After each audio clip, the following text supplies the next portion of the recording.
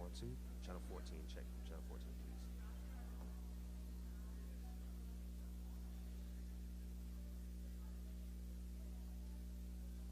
I'm sorry. Check. 1, 2, 2, 2. Check, check, check, check. Check. 1, 2. Check, check. 1, 2. Check. 1, 2. Check. 1, 2. Check. Check. Check. 1, 2. Hey, check. Check. 1, 2. All right. All right.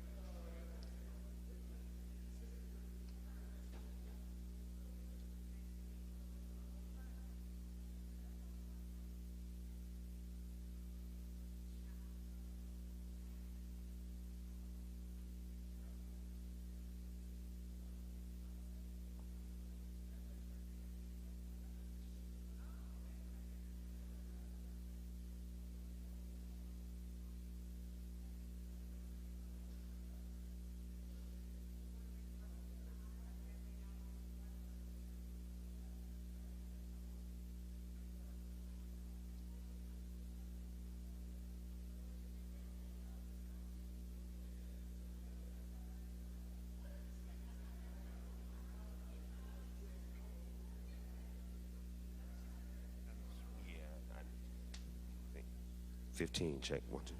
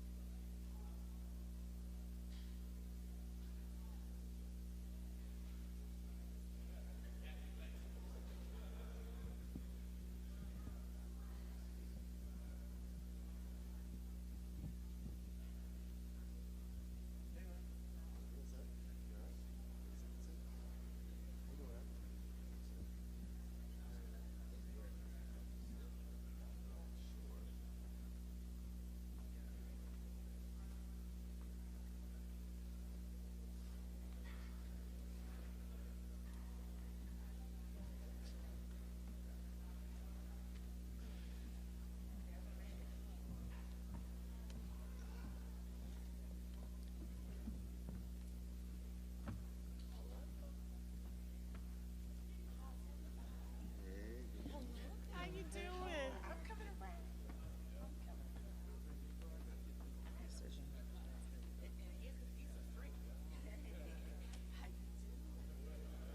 Good morning. President. Good to see you. Yes, ma'am.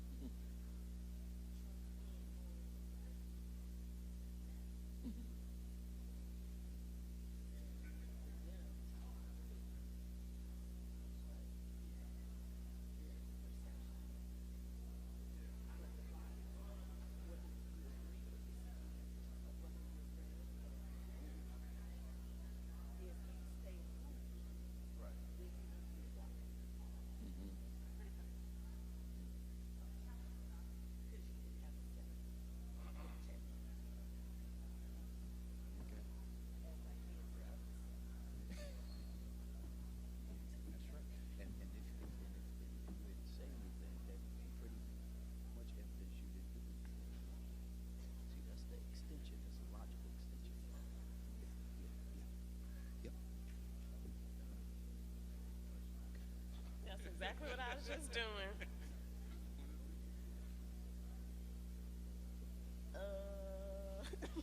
Cast aside. Cast aside the monkey. Yeah, I can have that little money there. That's what it sounds like. Well,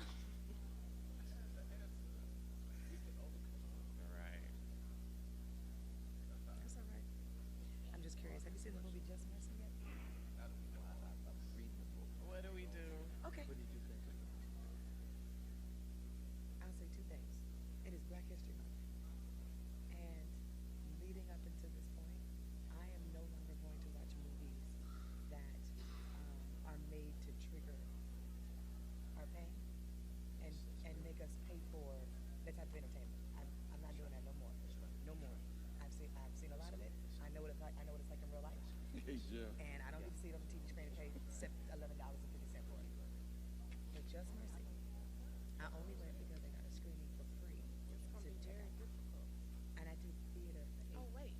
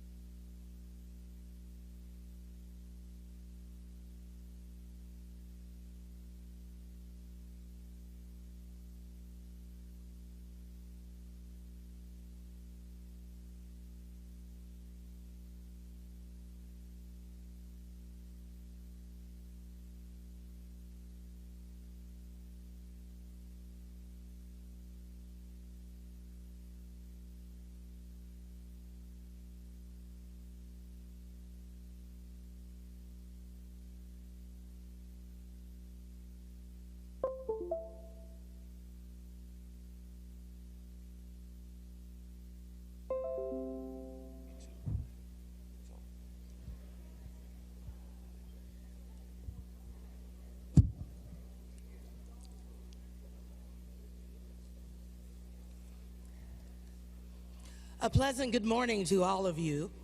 I am Carmen Cummings, a proud alumna of the prestigious School of Journalism here at Florida A&M University.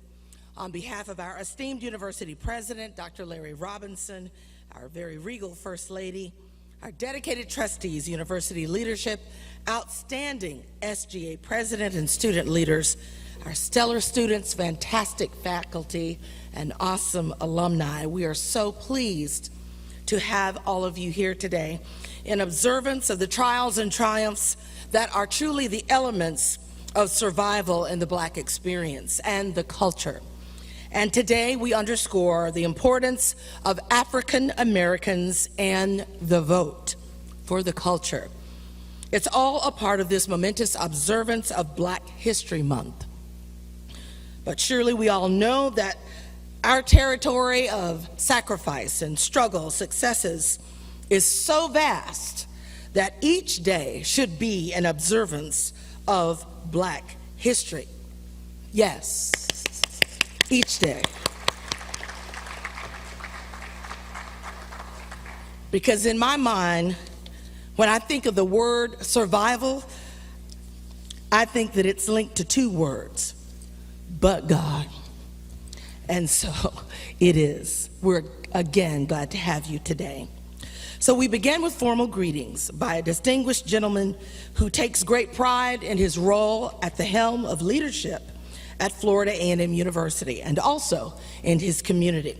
He hails from Memphis, Tennessee, where early in his career he was deep in the trenches of critical work in the civil rights struggle. He and his family later transitioned to Tallahassee. And excuse my grammar, but ain't nothing changed when it comes to our president. He's still traveling the avenue of activism.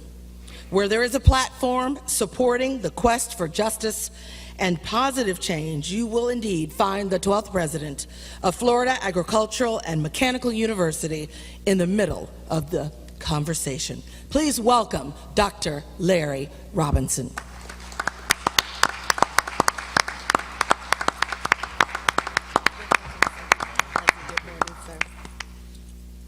Thank you, Ms. Cummings, and good morning, everyone. Welcome to the 2020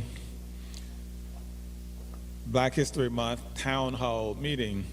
As many of you know, we've changed the format of our Black History Month convocation to allow more dialogue and exchange, and so that you can hear from a broader array of outstanding individuals. And this year's panel is no exception. We have some scholars here on this panel who are going to enlighten us about this year's theme, getting out the Black vote. As Ms. Cummings alluded to, I am a native of Memphis, Tennessee, where as a 13-year-old, I experienced the assassination of the Reverend Dr. Martin Luther King Jr. That event had a profound impact on me in ways I didn't even understand at that time. I went on to serve as a NAACP branch president many years later on the opposite end of the state, East Tennessee in Oak Ridge, where, not knowing the impacts of the 1968 assassination, I took on some issues related to educating our communities on the importance of getting out to vote. Some of the things that we did at that time, we drove vans to get people to the polls. We had sessions within the African American community to educate people, young and old, about the importance of voting. One demographic that I wasn't able to get to at that time because there was no university in our immediate midst were the young people at colleges and universities like those who are here with us this morning.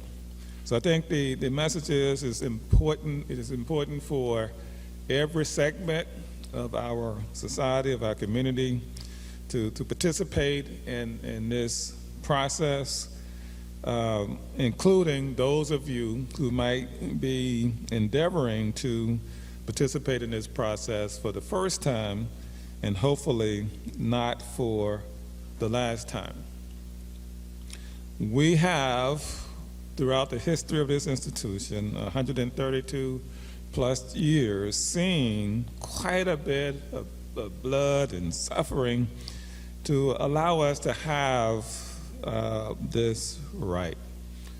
However, it isn't something that we can, in the last few years, talk proudly about in terms of the percentages of eligible voters who are participated.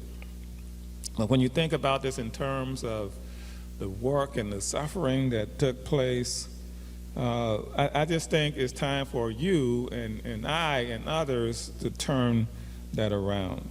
This is the 60th anniversary of FAMU alumni Patricia Stevens Dew being arrested for her participation in a sit-in and jail-in. On February the 20th, 1960, 11 FAMU students, including Patricia and Priscilla Stevens, were arrested for ordering food at a whites-only food counter. Now, dozens of both FAMU and FSU students participated in sit-ins and were eventually arrested. Patricia Stevens Dew and the other sit-in participants were tried and found guilty of violating the Jim Crow laws of that era, and they actually served 49 days in the Leon County Jail. That's the kind of courage and that's the kind of history and legacy that we have to build on here at this institution. We've always been at the forefront of social change. We have always fought for the rights and privileges that everyone else in this country has had the opportunity to benefit from. We were not afraid. We were not afraid. And just think about the world 60 years ago, what it was like for these two young ladies, and emphasize women, to lead an initiative that some of us are hesitant about doing 60 years later. I'm reminded in the words of Reverend Dr. Martin Luther King Jr., who said, "The function of education is to teach one to think intensively and to think critically. But education which stops with efficiency may prove the greatest menace to society. The most dangerous criminals may be the man gifted with reason, but with no morals." What I've often said is that our job as educators doesn't end with how long it takes you to graduate. We want you to graduate in 4 years or less, where that's appropriate.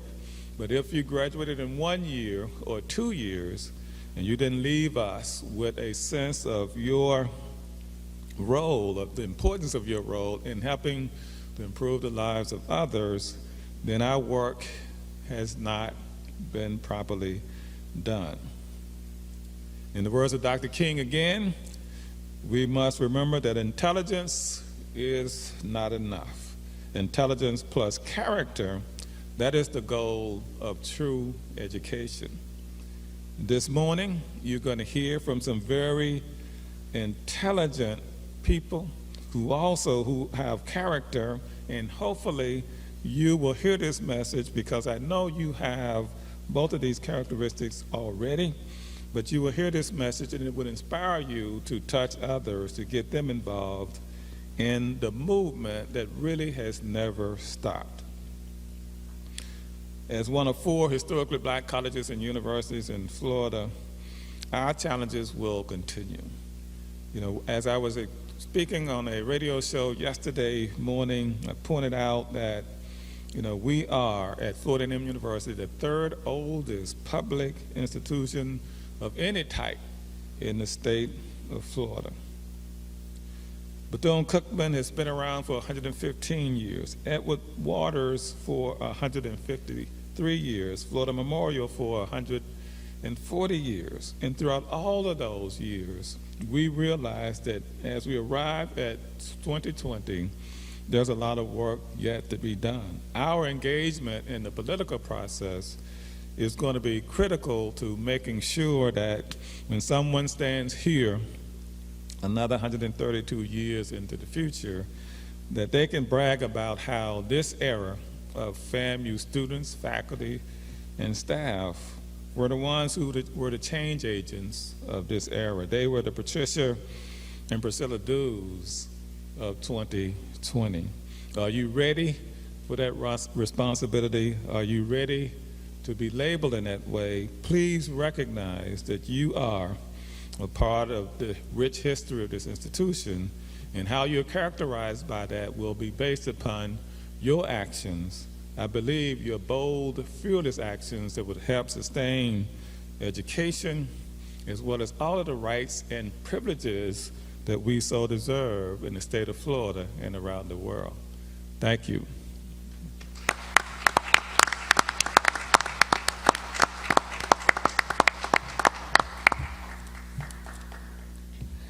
Thank you so very much, Mr. President, for your warm greeting this morning and for always being tenaciously true to our students and to the cause, to the culture. A couple of announcements as we move forward. Our dynamic SGA President and FAMU Trustee, Rashad Morissette, would like to remind you that SGA is partnering with NextGen to push for that last voter registration effort.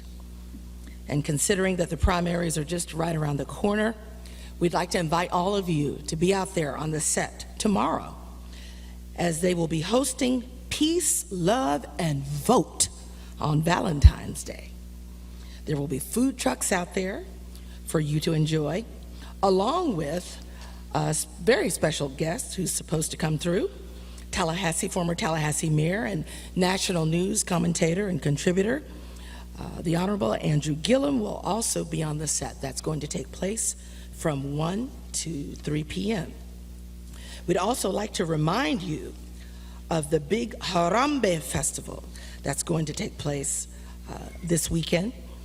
And one of our gentlemen in the Office of Communications, Vernon Bryant, is leading the charge on that, along with the Office of Communications.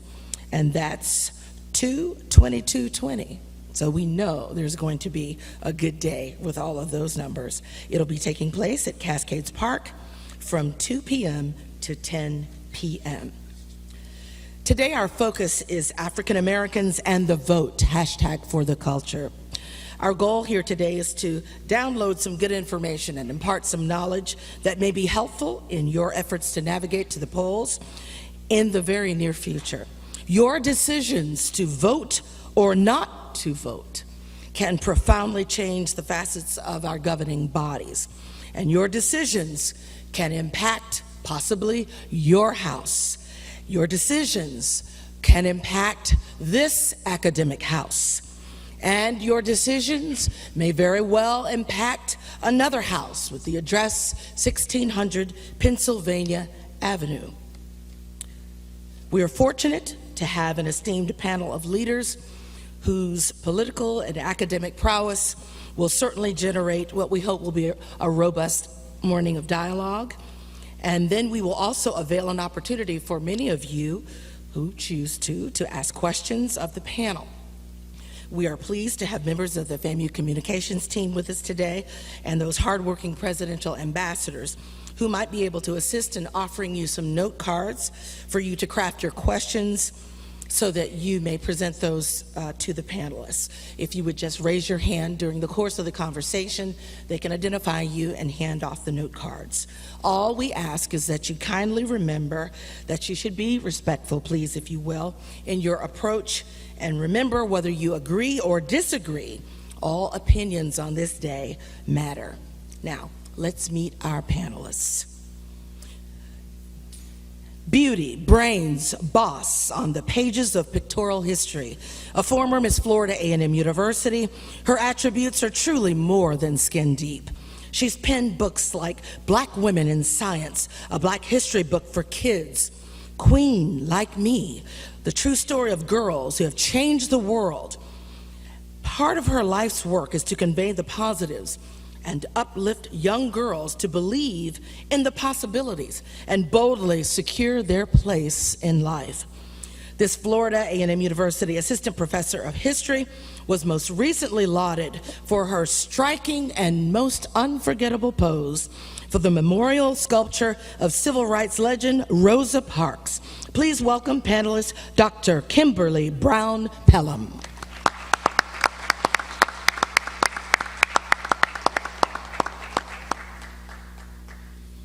Her platforms journey into middle, high school, and collegiate landscapes. Her mission to identify, develop, and to organize young Black leaders who really care about racial, social, and economic justice while bolstering the conscience of our communities and those to join the campaign to end mass incarceration and gun violence while promoting college affordability, something our students can relate, and election and voting rights.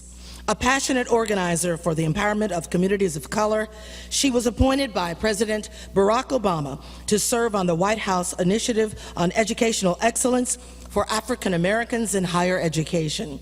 TV One, Fox News, ABC, and National Public Radio speak her name. And today, her voice will be heard on the highest of 7 hills. Please welcome the National Director for the Youth and College Division of the NAACP, Ms. Tiffany D. Lofton. He's been hailed as a strong yet convincing voice and advocate for the people of North Florida and has enjoyed a highly decorated career serving in many political capacities in Gadsden and Leon counties on the district level, Deputy Director of Cabinet Affairs for the late Florida Governor Lawton Chiles. As member of the Leon County School Board, he was the first Black male elected to that post in the history of the district and served 2 years as board chairman. He also proudly served the people of District 8 in the Florida House of Representatives. The 7th of 8 children, he hails from Duval and Green Cove Springs. Please welcome Tallahassee City Commissioner, the Honorable Curtis Richardson. Thank you.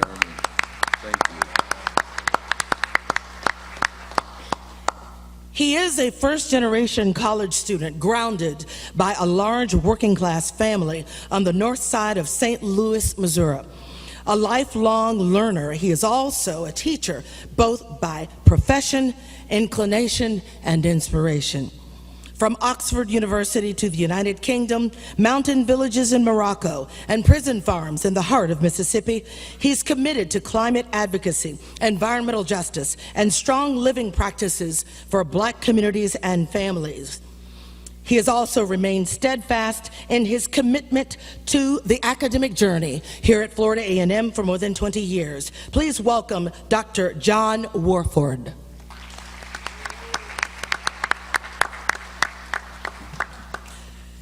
His research focuses on Black social and political movements during the 20th century.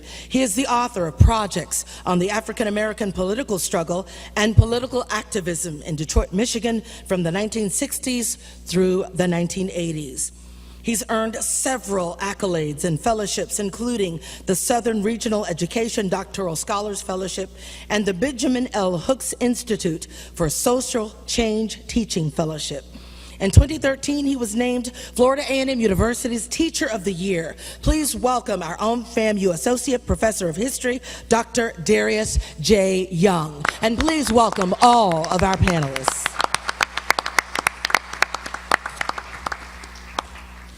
And now, let's dive in. African Americans and the vote for the culture. Negro History Week began in 1926 and became Black History Month in 1976. Do you feel there is still a need to have a separate month to focus on the history and accomplishments of African Americans? Don't all chime in at the same time. Okay. Yes, I would say yes, Carmen. And what I'd like to do is start out with a little bit of history of how, because I think the theme, well, first of all, let me back up and thank Dr. Robinson and Florida A&M University, the Royal Court, and all of you all for having us here this morning for this very important discussion. I think it's a critical time in the life of African Americans here in America, and certainly in the state of Florida and city of Tallahassee, and it is important for us to have these kinds of conversations about where do we go from here. I think it is important that we have, and I agree with you, Carmen, that it should be African American history is American history. That's right. America would not be the great country that she is without the contributions and dedication of African Americans in this country in Indeed. every aspect. Indeed. In every aspect of life in America. There is legislation on the books in the state of Florida that African American history be taught in the public schools of the state of Florida, yet few school districts are doing that. I think there are 4 throughout the state that are actually teaching African American history, and fortunately, Leon is one of those. But I think that a lot of that has to do with the vote and what it means to us in this country. Our democratic form of government cannot be successful without individuals participating in the democratic process at the very basic level of exercising your right to vote. That is the most basic tenet of a democratic form of government. There was a time in this country when that right was not extended to African Americans. It took a constitutional amendment to extend that right to African American males. It wasn't even extended to African American females in the 15th Amendment. It wouldn't be until the passage of the 19th Amendment that the right to vote was extended to African American females. And so after we were given the right to vote, shortly after the abolition of slavery, we saw record numbers of African Americans during Reconstruction elected to public office throughout this nation.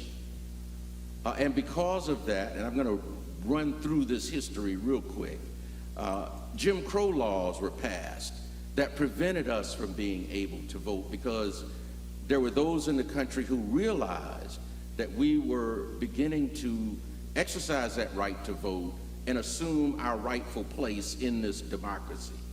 And so laws were passed that prevented us, primarily in the South, that prevented us from being able to vote. Laws that required that you pass literacy tests in order to be able to vote. Things such as estimating the number of blue marbles in a bowl of marbles in order to vote. This kind of craziness that maybe a lot of young people today aren't familiar with. And so it wouldn't, again, be until the Voting Rights Act of 1965 that those Jim Crow laws were eliminated, and we could then, as a society, both African American males and females, have the opportunity to participate unhampered in that process of electing individuals that represented us at all levels of government. I would venture to say I'm the oldest panelist up here, and I grew up in the segregated South in a little rural community called Green Cove Springs, where our community was separated by the railroad tracks, and every aspect of daily life was segregated. We had very little, if any, interaction with whites in our community across those railroad tracks. We were a self-contained community. Our neighborhoods were segregated, our schools were segregated, our businesses were segregated. We were a self-sufficient community, and that existed all over this country. We didn't integrate schools until I was in high school, and so my parents couldn't vote until I was a preteen, so I never saw examples of people who looked like me voting or being elected to public office. So how did I get to where I am? I decided early in life, I registered to vote as a student at Florida State University in 1976 and have never missed voting in an election, not one, since, because I realized the value of that one vote. One vote. And I hope that you all share that same consideration for the value of that one vote. And so my early political history started, I'm a school psychologist by training, and so my background is in education. And so I decided early, I was about mid-30s at the time. Our schools here in Leon County, I saw the inequities that existed in the schools, and so I decided that I was going to run for the Leon County School Board. I had never run for political office in that respect. I was in student government at Florida State University, and that was my early start in elective office, but certainly had not run for public office. But I saw the inequities that existed in the public schools in Leon County with respect to even the condition of the physical facilities and the resources that were provided for schools largely on the south side of Tallahassee. And so I decided that I would run as a single black male with no children, that I would run for the Leon County School Board. I ran against a 4-term incumbent, and I lost that election because we were running countywide in Leon County, and it was very difficult at the time for an African American to get elected countywide in Tallahassee and Leon County. So we went to single member districts. I ran again, and as you heard from Carmen, was elected to the Leon County School Board, where I served for 6 years and was chairman of the board for 2 years. And so I learned early on the importance of that vote and what that means to our community and how important it is. And sir, on that note, relative to black politics and voting, I pose this question. During the 2016 presidential campaign, then candidate Donald Trump, in an effort to solicit black votes, asked African Americans, and I quote, and I quote, and I quote, what in the hell did they think they have to lose in voting for him in light of current conditions in the black community? End quote. In light of his comments and policies about people of African descent, what are some implications of the age of Trump, the era of Trump, on the lives and futures of African Americans? Somebody. Good morning. Good morning. Thank you again for that introduction, Mrs. Cummings, and for that question. I think when we think about Donald Trump, right? Donald Trump is the first president to never serve in the public office prior to being elected president. And some people will say that, well, Donald Trump isn't really a Republican. He used to be a Democrat, but he's no longer with the Democrat. He doesn't really have a political party, right? And to some extent, that may be true. But what he identified was a political ideology called white supremacy. And he ran on the idea of white supremacy. When we think about his entrance into the political scene was his birtherism campaign, right?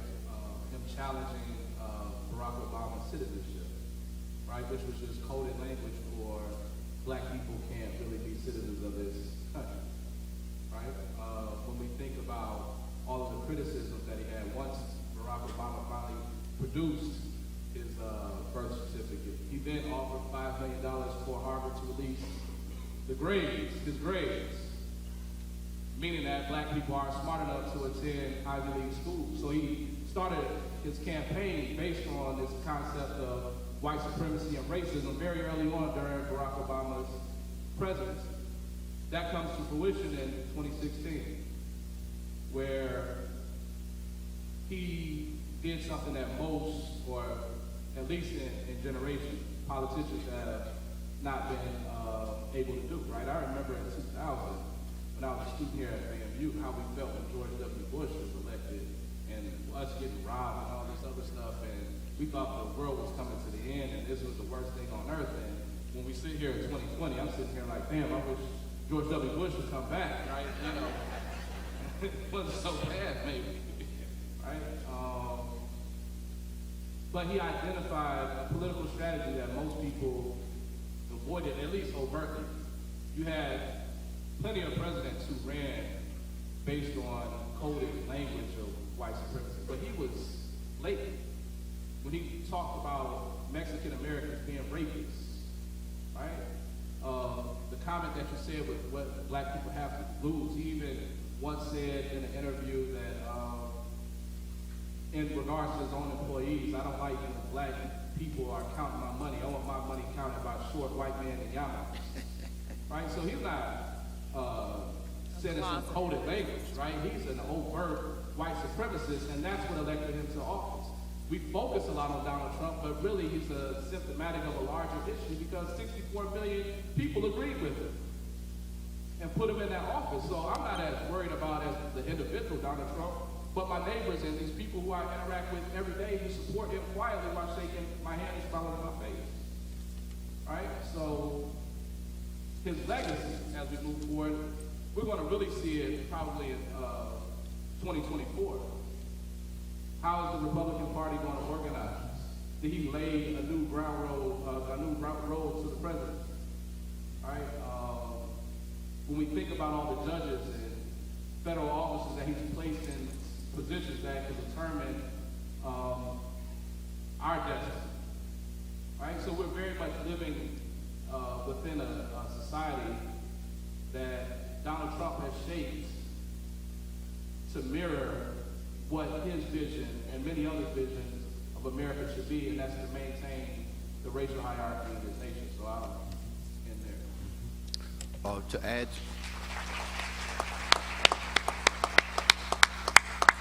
To add to Dr. Young's comments, first of all, it's an honor and pleasure to be here, beloved. Glad to have you. Thank you for this honor. I deeply respect and love you. In Donald Trump's mind, to make that statement, he is referring to the neoliberalism policies of the Democrats started with Clinton, which have hurt the American people and have hurt you. So the economic reality that has made people vote for President Obama, made people vote for him twice, maybe once. Donald Trump is the same when promises are made for substantial change. It's the economic reality that's going on that also will trigger many things that will be negatively impacting our community as scapegoating continues and doesn't stop with immigrants. So part of our challenge is to identify the relationship between political power and economic power and how we can deal with some of these issues of apathy and so forth. So it's been said already by Dr. Young. President Trump is a beacon for something that's been drawing attention for some time that now has open expression. So the question remains, do you and I just operate in reactive mode and operate out of fear? And the response has to be different now than ever before because the challenges are in front of us.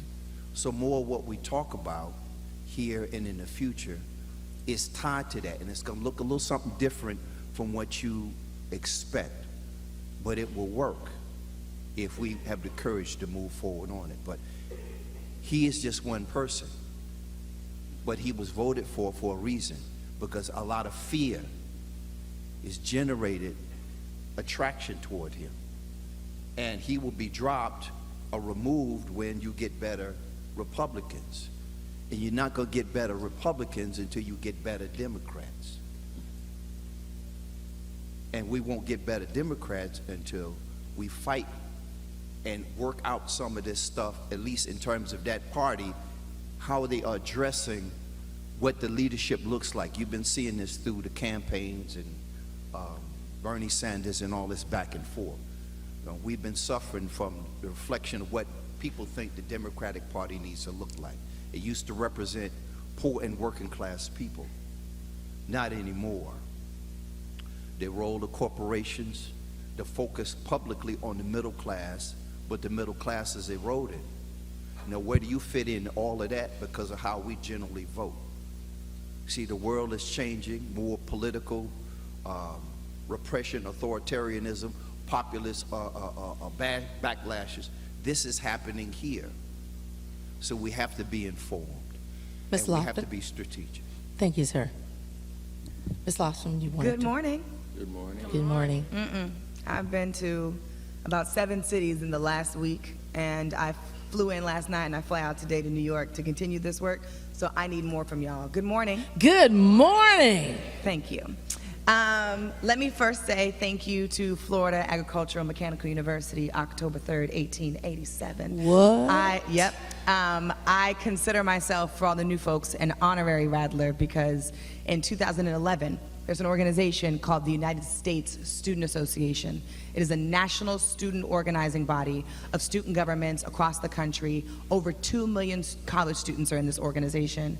And when I graduated college, which I went to an all-white school in historically white school in Northern California, when I ran for vice president of that organization, we had our annual Congress here on this campus, and I won that election. So FAMU holds a very special place in my heart. The late, great Jamal Rose was one of my mentors and organizers here in the city when it came to civic engagement around black people, and I learned a lot from that man, and it is always a pleasure to come back to this campus, so thank you so much for having me. Glad to have you. I'm going to say 2 quick things. One, I have this superstition that in the national narrative to uphold the pillars of white supremacy, part of the confusion that needs to be continued is we are a minority. I don't really think black people are a minority. I don't. But according to the census, we are.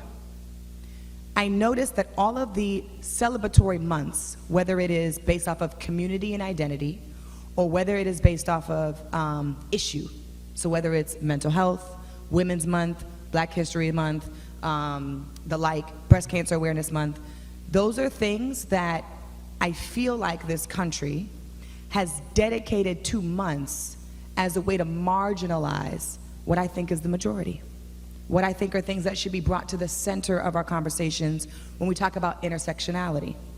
And so this idea that we have Black History Month, I think is an important value, not because we need Black History Month. I celebrate being black every day. I'm so glad God made me black. I walk around blackety black, black, black all the time. I work for a black organization. And actually today is my 2-year birthday at the NAACP. I work for the blackest organization with the blackest people. I don't necessarily need Black History Month. However, all the schools that I grew up in, K through 12 and in college, needed Black History Month because it reminds folks who marginalize black people, who marginalize, and as the council member said earlier, separate our history from American history. It is necessary that in this moment, especially in 2020, that we have a Black History Month that reminds and gives permission to people who do not want to celebrate us to put us in the center. So I wanted to name that because I don't think that we necessarily will celebrate Black History Month as though it's this grand jubilee just for the month, and then in March we go back to being something else, because we are black all the time. But for other folks, it is our excuse to push them past the envelope all year, but especially in February, to remember our history. Also, February 12th is the Founders Day from the NAACP, and we just celebrated our 111th birthday. Okay, question number 2. I don't want to talk about he who should not be named so much on this panel because it's my month and I want to celebrate us. But this question is important. It's important for 2 reasons. One, there are organizations like Turning Point USA, don't care if you're in the room because I want to call you out, who are traveling across the country and specifically at HBCUs, building chapter organizations who are not, I believe, not so much in favor of 45. They don't really want to vote again for 45, but they're so upset with the disrespect and the continued lies of the Democratic Party that they are rebelling against that party to say that they're going to vote for 45. Those organizations are filled with people who look like you and me. They're continuing to build that movement, and I don't know if you saw this in the news a couple weeks ago, but they're continuing to build that movement by inviting and recruiting black community members in low-income areas across this country and offering them cash prizes to come to rallies for 45's re-election. Now, I don't know about you, Because I imagine that y'all showing up at 9 o'clock in the morning for a Jubilee event, y'all are the folks who are the woke folks. I'm probably preaching to the choir. But there are people who live in the community behind these school walls that I have knocked on doors for last year and the year before that for the presidential election, who have told me that they've never seen a presidential candidate come into their neighborhood or into their city. But if I put a flyer at their church, at the gas station, at a bus stop, that says we have a $35,000 cash prize if you come to this event, and it is hosted by 45 himself, they gonna come. And they're gonna want the prize. And they're gonna do whatever it takes. And although it's probably not them buying the vote, because there was a whole fight on Twitter, oh, I'm gonna take the money, but I'm not gonna vote for him. I posted on my social media, you can't buy my vote. You can't even buy my values. I have more integrity than that. And there was a debate that I got into on social media with some black folks who were like, listen, you can say that because you're in a position of privilege. You have a full-time job. You're college educated. But there are some folks who need that money. So I want us to think about that question in that way, not so much do we think he should run for office, do we think he should win, do we care about the candidates that are running right now, because I know that Florida right now has a 47% turnout when it comes to black millennials in the state. In the 2018 election, 47%. That's not that bad. I mean, it should be more than that, but compared to the rest of the country, it's pretty level set. There's 52% of millennials across the country, 18 to 24, actually turn out for the elections. So 47 is not that bad. But it's not us that's the problem.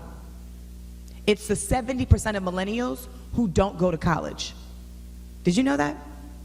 Did you know that there are only 30% of the millennials who are at college campuses and at the schools? 30%? So where are the other 70?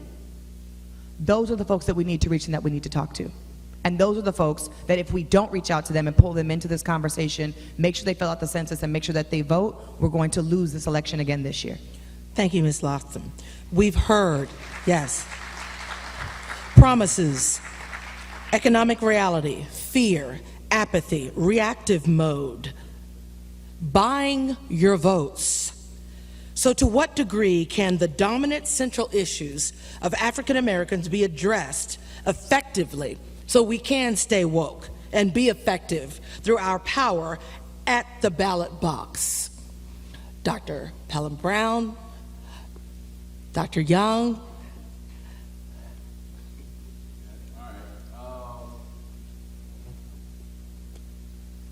Our vote is power, right? Our vote is empowering.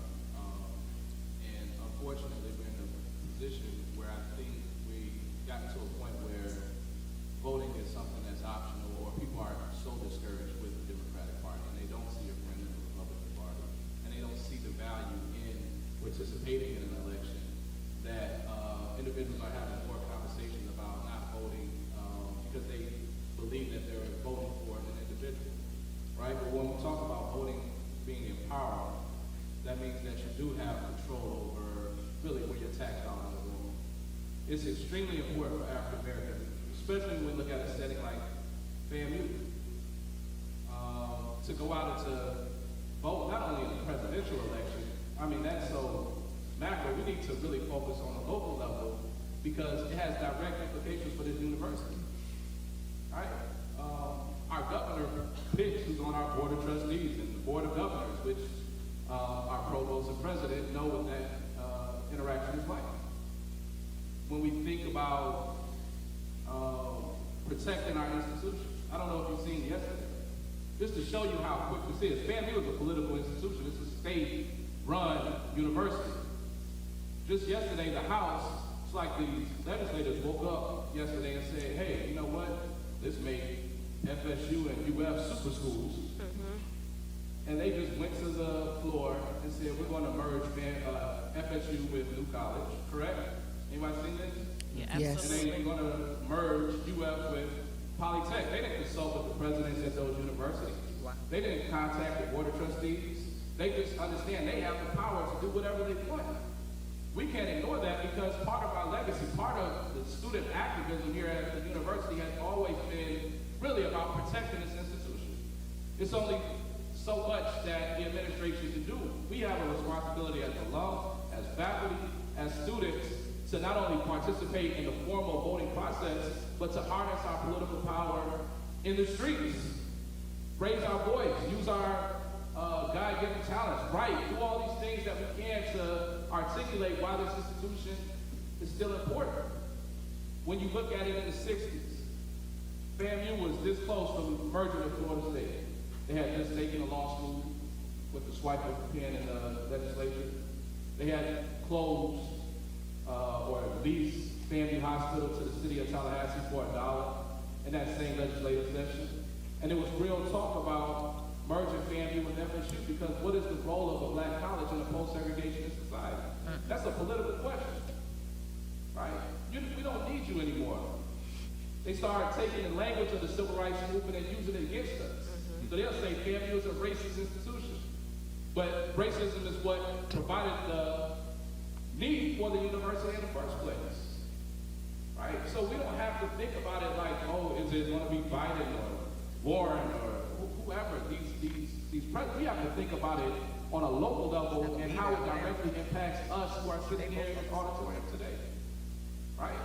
We can take the problems and the issues that are associated with the university and move that to our communities and protecting ourselves, harnessing our power to bring about some real change. So we're not in a position where we can ignore the vote.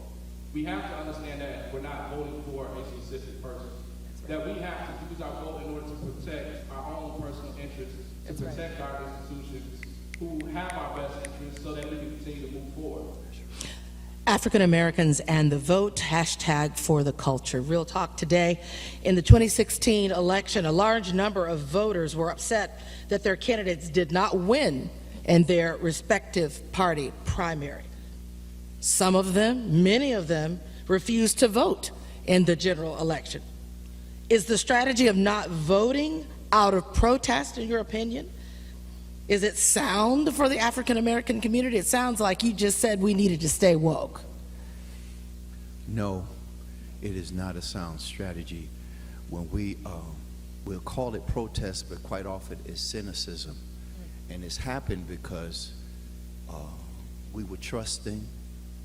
Sometimes, as you know, as trusting people, we are naive, and we've been guilty of being naive at best, self-deluded at worst. And then once we get burned, because they're malevolent people who look like us and don't look like us, who burn us, right, on an individual level, everybody's been there, then you can become cynical. But being cynical does not help our situation, because we're tied to this country. So we have to have a sound and strategic investment in the political system. It takes courage to trust people. You also need information and strategy, as Dr. Young was saying. We need to know what our interests are, and we need to operate based on principle and not just preferences and personalities. So protest in that respect is too much at stake for us just to say, no, I can't be bothered anymore.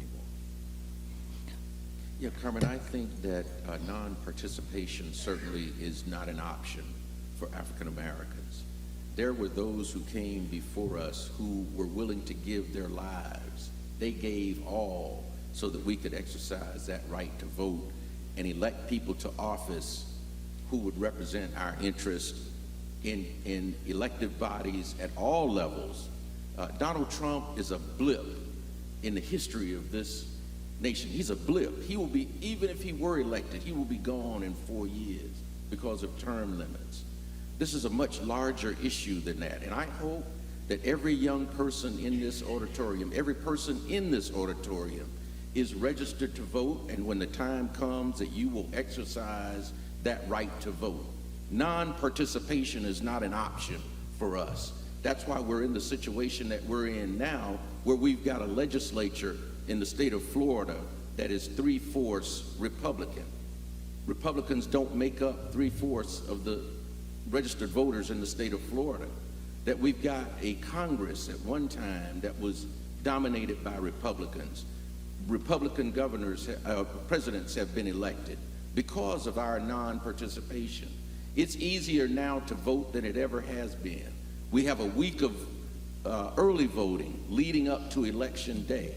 They will send a ballot to your mailbox, and all you have to do is go out and pick it up, fill it out and send it in to participate. We have election day, 7 a.m. to 7 p.m. There are no excuses for not being able to vote and having the opportunity to vote at every level of government, from local governments, city and county commissions and school boards, all the way up to the presidency of the United States of America. The condition of this country has been brought about largely because we haven't participated. In most elections, the turnout among African Americans, if it reaches 20%, that's a good thing.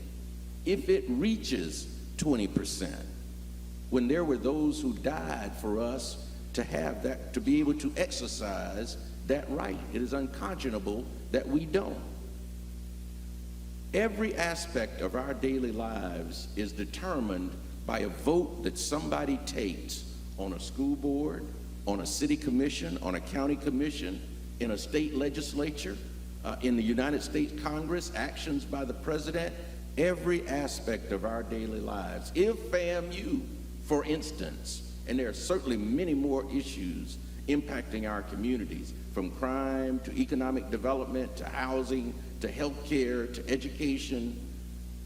If FAMU is to survive, we have to make sure that we are involved in the process of electing those people who set policy that will ensure that FAMU survives and has the resources. Come on, Miss FAMU. I see you leaning in. No, I'm just going to add to your point that performance-based funding is one of those things. Yes. Yes. In addition to non-participation not being an option, I also think that blind loyalty is also not an option. Right. We got to start making these politicians campaign to us and not entertain us. Bringing out a saxophone or Jay-Z and Beyonce isn't enough to earn a respected vote. And Absolutely. so, you know, in the ballot of Bullet speech, Malcolm X talked about us becoming politically mature. And I think we have to answer that call so that folks can't think that visiting a church once in a while is enough to earn our loyalty. And I just want to take a point of personal privilege here and speak to one of the questions that was asked at the beginning of the program about the significance of Black History Month. I'd like to lift the name of Dr. Carter G. Woodson at this moment. I think it would be dishonorable of us to have this program and not even mention his name. He is the founder of the Association for the Study of African American Life and History. He established that organization in 1915, and as you mentioned, in 1926, he established Negro History Week. He is the child of enslaved people out of Virginia. He worked coal mines in Virginia as a child, grew up in poverty, eating grass. And worked himself out of that situation to end up at Harvard to become the first African American of slave parentage to earn a PhD in history. While he was there, his dissertation advisors essentially argued to him that African people and people of African descent in this country had no history. And part of what motivated him to carve out Negro History Week was his experience at Harvard. And he used his life, he worked to establish the Association for the Study of African American Life and History and to really popularize, validate, and professionalize Black studies. And so I think when we do things the right way, and what I mean by that is really reflecting on the intention of Negro History Week, which became Black History Month. Dr. Woodson wrote that the purpose, his original vision for that was to emphasize what had already been learned about the Negro throughout the year. And so it was never meant for us to cram everything into 1 month. And I know a lot of times we tease and we joke and we say that, you know, they gave us the shortest month of the year. And I think it's incredibly disrespectful on a spiritual level, on an ancestral level, to give anybody else credit for having carved out this time with a man who came from the background that Carter G. Woodson did and fought in the era that he did to make sure that the conversations that we're having were academic and were valid and were professional. I'm a graduate of Howard University. which is the graduate program in history that Dr. Woodson helped to establish. And so for us walking around with PhDs in history and to not mention his name as to why we had this celebration in the first place and to even entertain not having it, I think is incredibly inappropriate. And so I'd just like to lift Dr. Woodson's name in 1950, right before he died. And I'll wrap up by saying this. In 1950, right before he died, he issued a very scathing editorial to his readers where he said, no study, no celebration. And so I'd like for us to think about what it would mean if you couldn't celebrate Black history, because that's what Dr. Woodson said. You shouldn't have the honor of celebrating the history if you didn't study March through January. And so February is meant to recite, to celebrate, to showcase what you ought to be doing throughout the entire year. So again, I lift his name, and no study, no celebration. And that's why we're here today.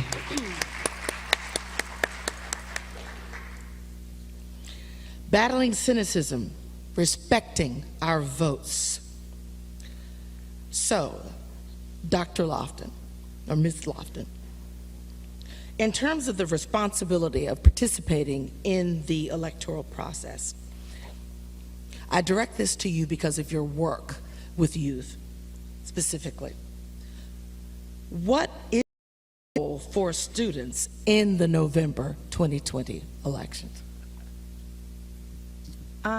Thank you. I'll broaden the question to not just say students, because like I mentioned earlier, only 30% of millennials and young people are students, and so that deeply excludes a lot of people. Or young people. Young people, yeah. So I just wanted to make sure that folks knew how I was answering the question.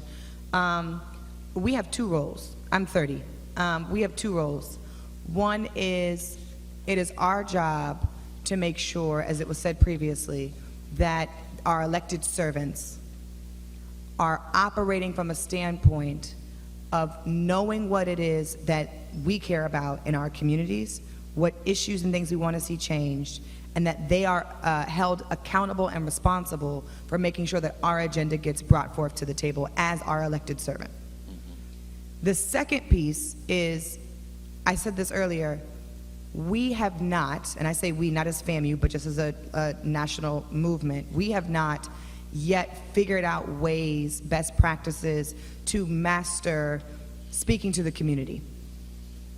Speaking to folks who are not on college campuses, speaking to folks who are not at schools. We do that well on campus. Campus is an institution, it's a vehicle where we know where people are at, we know where people are moving, we know how they move, and we know how to capture them. We have not figured out yet how to do that well for our community members who are ignored, who are disenfranchised, who still don't have, I have members who still don't have Wi-Fi. I have folks who still don't know how to read, and folks who are differently abled. And we have not yet mastered how to reach out to them to always bring them into the forefront of this conversation. And when they are not in the room, our biases forget about them and not bring them to the forefront of the table to allow them to advocate for themselves. We celebrate the day, we bring folks in, we educate folks, but there's a group of people that we are not used to communicating with or bringing into the fold that we have to open our doors to and allow them to come to the table. So those are the two things that I think young people should be doing in November, really like yesterday and through November. The last thing I'll say is this.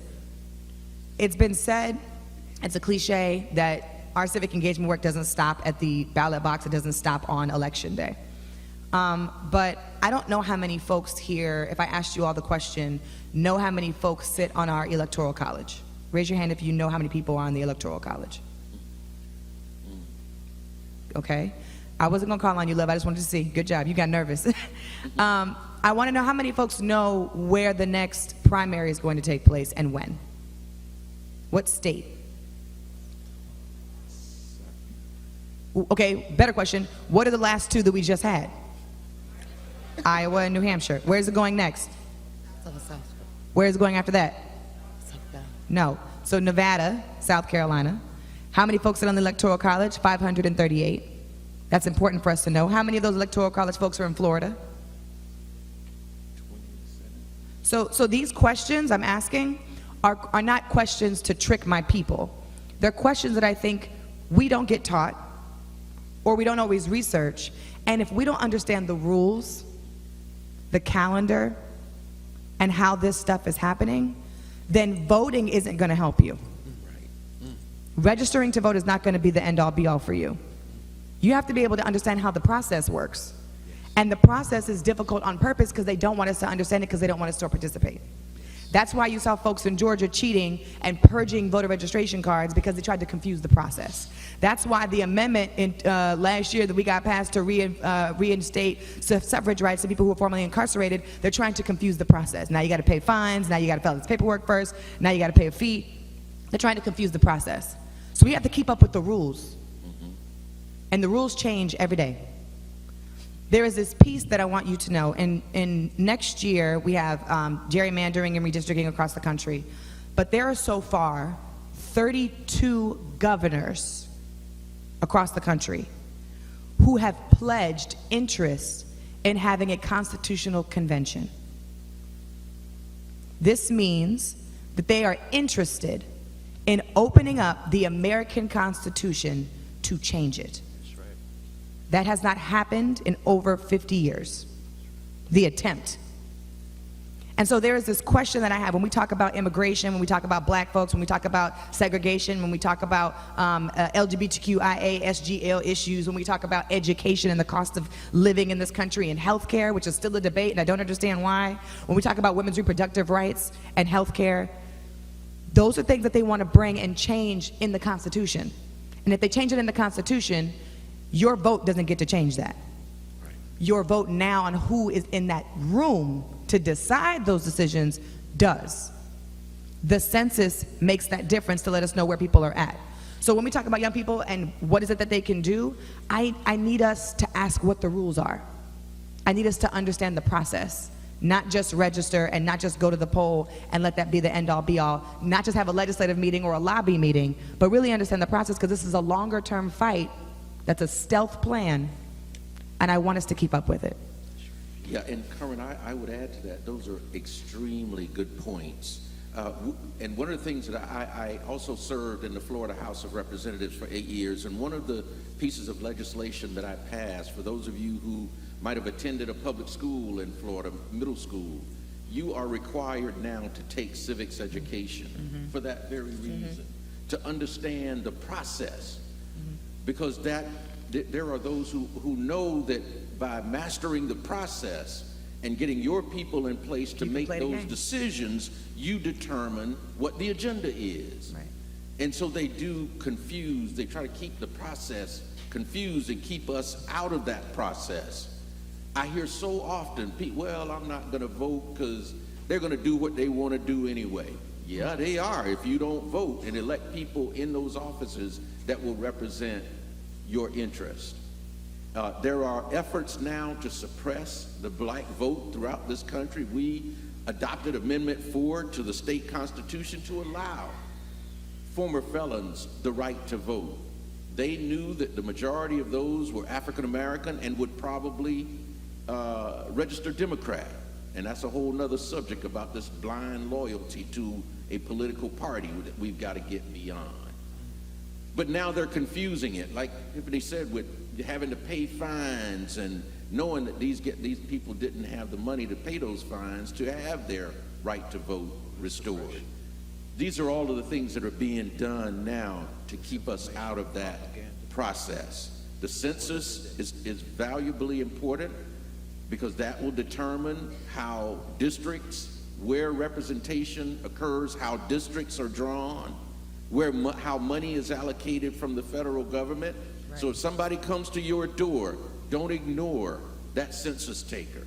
You give them the information that they need because that's going to be important. How important is that to African Americans and other minority groups? I just want to add one thing. So the census actually, this year, because it's been defunded by 45, y'all's president.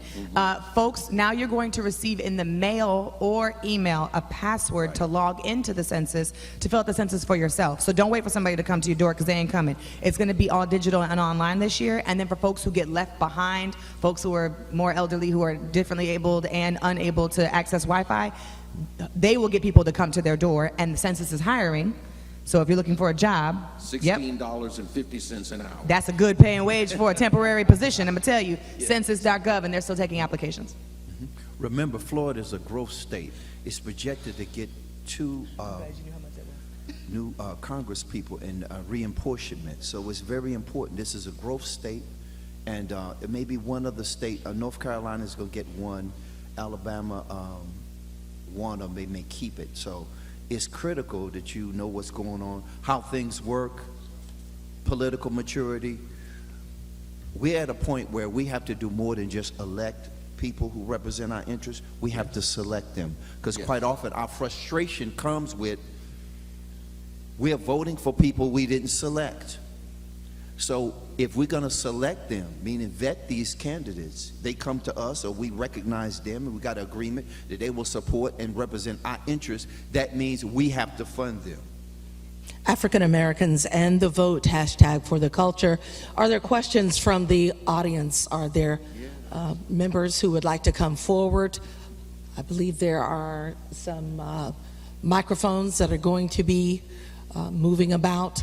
Some of you are crafting your questions. Yes, ma'am. If you would, you we could talk all day. We'll come to you. That's fine. And Carmen, I'd like to say it is imperative that young people, that you all get involved in this process at every level, because it's your future that will be impacted. The kind of job that you get, they're killing public education. These for-profit charter schools, they're not for us. In Leon County, we African Americans make up 30% of the population. Our school district is majority African American in Leon County, because these charter schools, these for-profit charter schools, are siphoning off the white kids, and we're ending up with segregated schools throughout communities all over the state of Florida in this country. Your futures will be impacted by the kind of jobs that come to communities. So it is really imperative that you all understand this process and participate. Think about offering yourselves to run for public office, or supporting candidates where you can have behind the scenes influence on policies. You don't have to be the person sitting in the seat, but you can have an impact by being behind the scenes and influencing policy. Question from one of our attendees today. Greetings, I am Kimbria Jackson, and I wanted to, hey, Ms. Richardson, and I wanted to ask, how is it that we go about to reaching out to these people who are differently able, disenfranchised? Because I'm a PR student, and so we had to go out and do stores, and I kind of go and look in the community and to see what's happening, and I see a lot of those people, and they give the same response that you said. Well, they're going to do what they want anyway, type of thing, but they don't realize the power they have. So how is it that we connect with them on that level to let them see the power that they actually have? Listen to them, feel their pain, ask how you can help or how you can stay out of the way. Well. They have to see how government works for them. If there is a need for more appropriate housing in a community, right now we've got communities here in Tallahassee that are traditionally African American neighborhoods, like Bond, that surrounds the FAMU campus, Frenchtown, South City, where resources have not gone because we've allowed people to be elected to office who didn't put an emphasis on revitalizing and redeveloping those communities. So those people have to see that government works for them, that they will have the infrastructure in place to improve their neighborhoods, that there will be jobs in their neighborhoods, that there will be housing and appropriate education in their neighborhoods. They've got to see that in order for them to then begin to trust that government works for them. There's this other piece that's really critical to this conversation, which is civic engagement and democracy work is not just to be celebrated or emphasized when it's November, but throughout the year. Yes. And the problem is, and the problem that I received from feedback from our community is they only see us when it's important and they don't see us throughout the year. So that's one. We have to figure out a way to constantly speak to those same folks and touch them 3, 4, 5, 6 times a year, and not just when we need them to turn out for elections. The second thing is we have to meet people where they're at. So when I say we have to reach out to folks who are differently abled, I wonder if Florida or Tallahassee has the training or has reached out to precincts and the census and the government, et cetera, to get the training required so that when people who are hard of seeing or people who are hard of hearing come to the polls, those folks who are volunteers at that precinct can fully support their needs when they're actually trying to cast their ballot. I actually went through one of those trainings, and the biggest problem is these volunteers get frustrated, tired, and don't want to help the people who are differently abled, and then vote for them. And it's actually a very common thing. So we have to meet people where they're at. If somebody needs transportation, we don't know what people's situation is. They might not be able to take off of work. They might not know how to get their absentee ballot. They might not know where their precinct is. And we have to ask people the questions that they don't. You don't know what you don't know. Right. So we have to ask people those questions of what we want them to know, and then say, do you know where you're voting? How are you going to get there?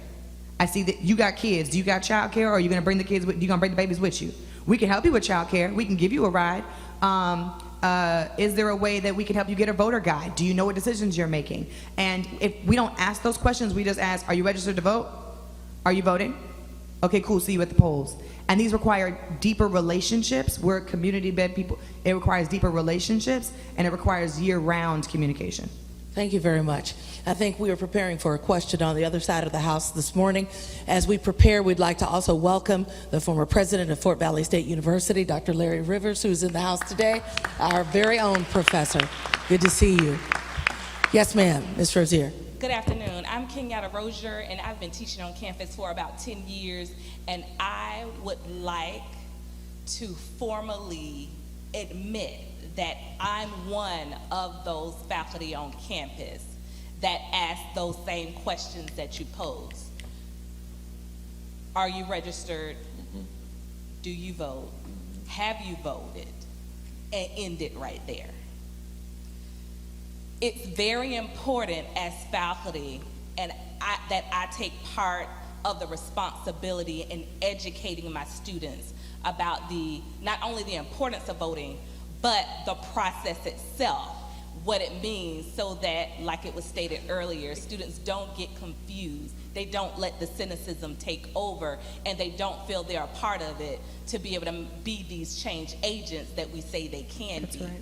So what would you, and I'm specifically speaking to the faculty on the panel, what are the best practices for sharing these messages, or what should be the messages that I share with my students? I teach first-year students, most of which have never voted before, have never even registered. Some have, and I would get those questions back about the importance of doing so back home when they're actually here and stable. So what are the best practices that you utilize to year-round get them to understand the process, to recreate this re-engagement, and not just during a presidential election? And what should be some of those messages that I repeat over and over to the students so that it becomes a broken record that they get? One of the things that I do is we walk close to Florida State. So we head to the edge of FAMU's campus so that you can understand how performance-based funding works and what it means for your facilities, what it means to your resources, how much money these institutions get based on the rubrics associated with performance-based funding. So if you understand that your representatives are working in the interest of institutions that affect you, I think it has a visual impact on your students, so that you understand it's a reason why their facility looks like this and yours looks like that. There's a reason why, you have to complete your matriculation within a certain amount of time. There's just all these requirements now that, to me, are just coded ways to stifle FAMU's growth. And so I think if they can see a visual comparison, institution by institution, perhaps that will help them see the ways in which voting and local government matters to them specific on an intimate level. The second thing that I would encourage you to do is lay out the tradition, make them understand that this is something that falls on their shoulders because it's already been done for them. When you talk about the founders of Florida A&M University, those men who gathered to establish the institution made sure that it was established in the capital of Florida so that they would have access to decision makers and lawmakers. They were strategic in that way. And then, of course, if you talk about the civil rights movement, you cannot have that conversation without talking about the influence of HBCUs. There is no such thing as a Montgomery bus boycott without Alabama State University. There is no such thing as a Greensboro sit-in without students there. There's no such thing as a bus boycott here, or Betty Jean Owens getting any kind of legal recourse after having been raped by men, white men in Tallahassee.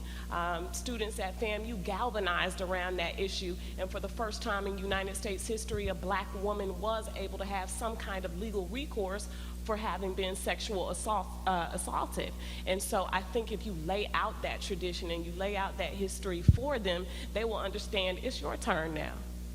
Yeah, I think too that you know, having discussions like this on a continuous basis, service learning is important. Getting students out in the community and being a part of the process, having their elected officials come in and talk to them about what their role and responsibility is and how that impacts students' lives, because there is a definite impact. I give you all one real quick example.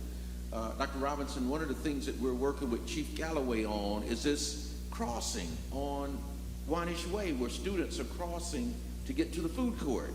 Well, we heard about the student that was killed recently by a distracted driver around the FSU campus. I come through this way, down Wanish Way every day as I go home on the south side of town, and it occurred to me that's a very dangerous situation for students.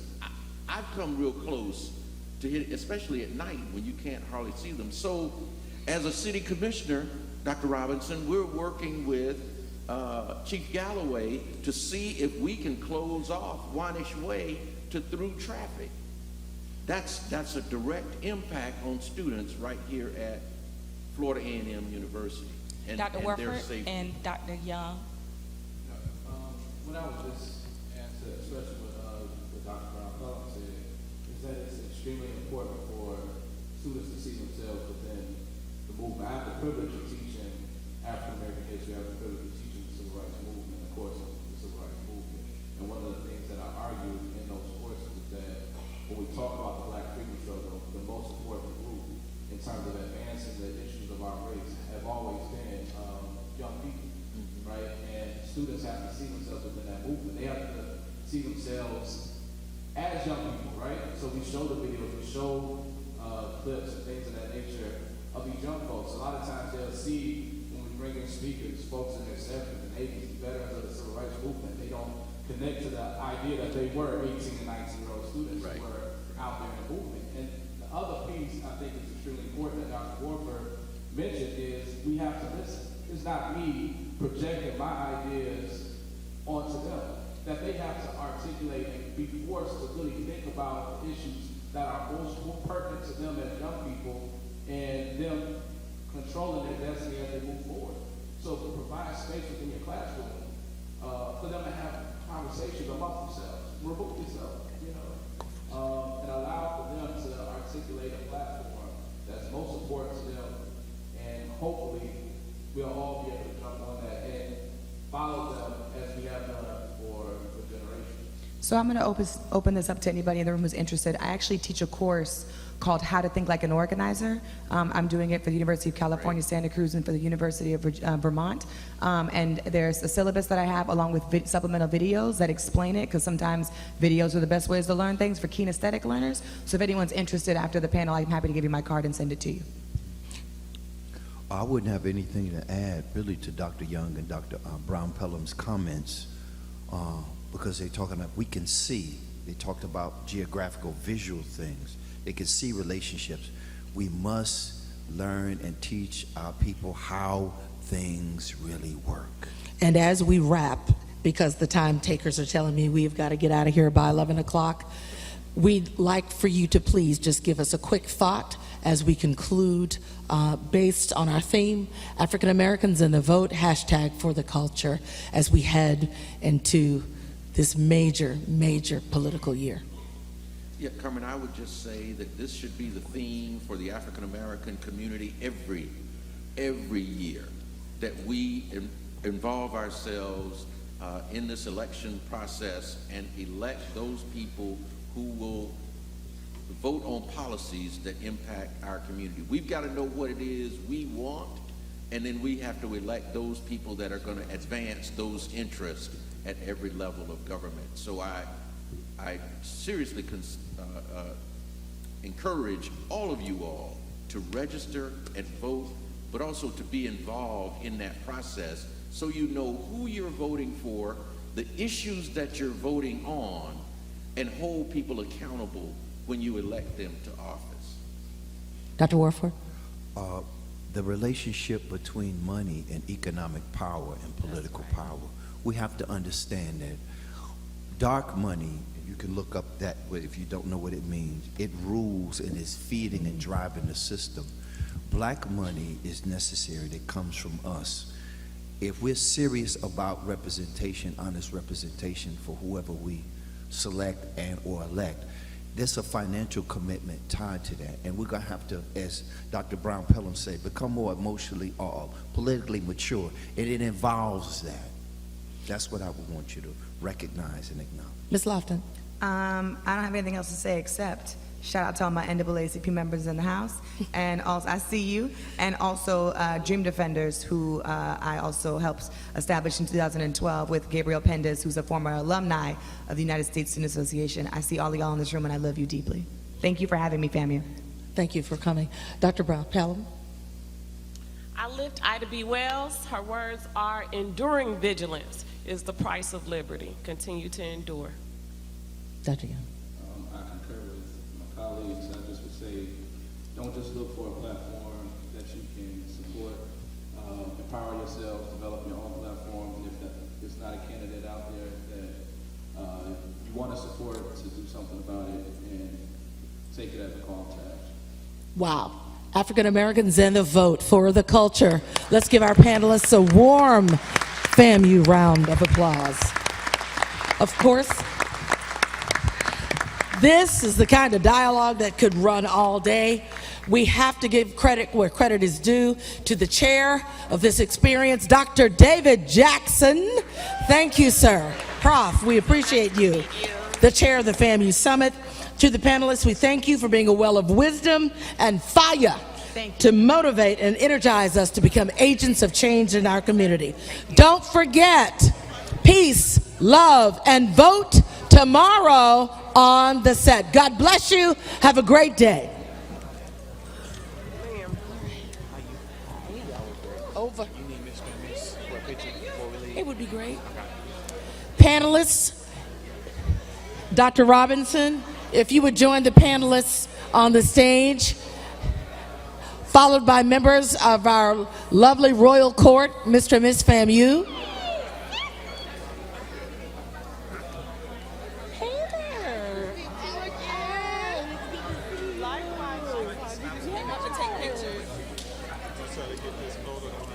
Yes, sir. Yes, sir. Brianna?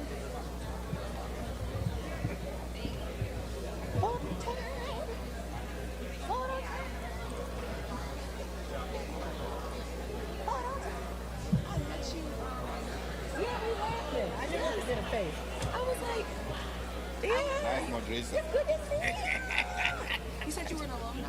Yeah. Like School of Journalism. 18 years of television. Because way back when we had the scholarship session, I didn't even know I was going to get. I How didn't make my about decision that? yet. So it's called I know. Hey, I'm glad you came. Oh, thank you.